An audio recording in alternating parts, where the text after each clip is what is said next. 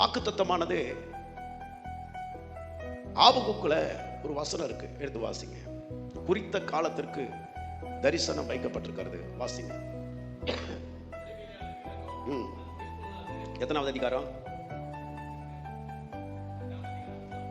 வாசிங்க.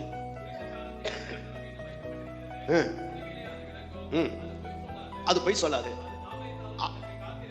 அங்கே என்ன சொல்லுது? ஒருவேளை உனக்காக வச்சிருக்கிற காரியம் தாமதித்தாலும்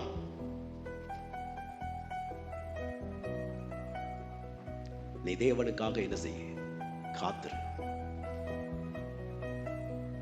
அவசரப்படுறவங்களுடைய வாழ்க்கை சீக்கிரமா அழிஞ்சு போயிடும்.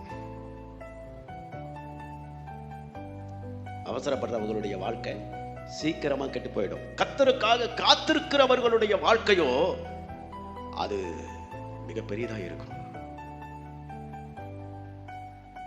முடிவு சம்பூர்ணமா இருக்கும். வேதம் சொல்லுது, முடிவு எப்படி இருக்கும்? ஆரம்பம் அற்பமா இருக்கும், முடிவு சம்பூர்ணமா இருக்கும். நான் யோசிச்சு பார்க்கிறேன், எல்லா விஷயத்திலையும் நான் யோசிச்சு பார்க்கிறேன். சின்ன விஷயமா இருந்தா கூட நம்ம லைஃபை கொஞ்சம் கம்பேர் பண்ணி பாருங்க.